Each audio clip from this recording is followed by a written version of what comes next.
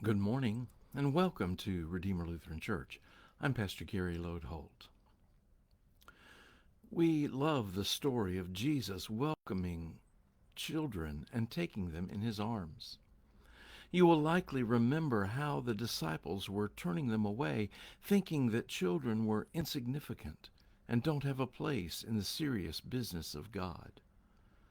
Jesus told them that nothing could be further from the truth. Jesus liked being with children, and they responded to Jesus' warmth and love. Furthermore, Jesus said that being like a child is the way to receive the kingdom. Now, it's important to note that Jesus doesn't call us to be childish, but childlike. What's the difference? Childish can be selfish, cruel, silly, and cavalier. Childlike is open and trusting. I have used this example often.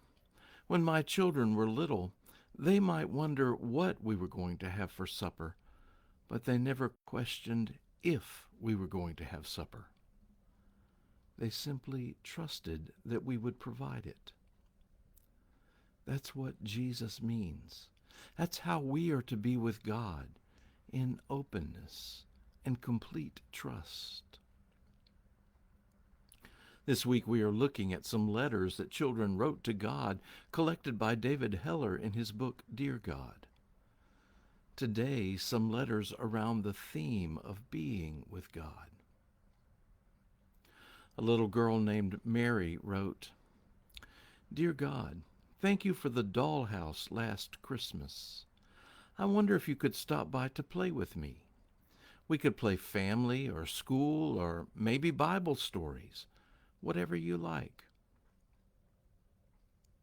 I think there are a couple of ways to read Mary's letter. One could simply be a child's view of God and looking forward to playing dolls with God. By the way, I think God would enjoy that. But I think another way to read her letter points deeper. Could it be that Mary has no one to play dolls with? Could it be that her parents are too busy with life to pay her much attention? Could she not have neighbors with other children to play with? We don't know. But there's something about Mary's letter that seems to me to speak of a deep loneliness inside. She needs companionship, a friend, someone to be with her, so she cries out to God. Maybe we've known that kind of loneliness in our own lives. Maybe we've had times when we need more than anything just to be with God. The story of Elijah fleeing from King Ahab and Queen Jezebel comes to mind. Elijah flees to the mountain of God, and there God meets him and says, What are you doing here, Elijah? And this time I hear God saying it with some exasperation. Elijah had things to do for God, so why is he here? Elijah explains that everyone is against him, and he's the only faithful one left.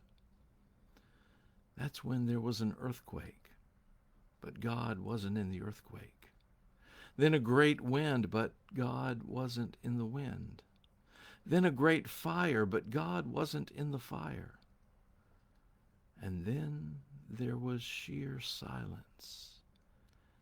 And Elijah left the cave he was in and stood at the entrance, and there God said the same words. What are you doing here, Elijah? This time I hear God saying those words with love and compassion. Elijah needed strengthening. Elijah needed to be renewed. Elijah needed time with God. More often than we probably know, so do we. Another letter begins, Jesus, I feel very near to you. I feel like you are beside me all the time. Please be with me on Thursday. I am running a 3-mile race then. I will need all the speed in the world. If you are not busy with other things, maybe you could be at the starting line, the finish line, and everywhere in between. Frankie, age 11. Frankie's got it. In open trust, he comes to God, asking that God be with him in this difficult thing he has before him.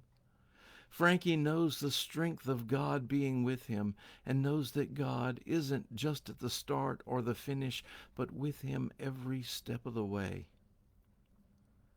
We need to remember that. Finally, for today, in an unusual change, Heller presents a letter from an 11-year-old who chose to remain anonymous. Maybe that child knew that it wasn't just his or her letter, but a letter from each of us. Dear God, don't give up on us, and we won't forget about you. Thanks for watching, and remember to let this day belong to God.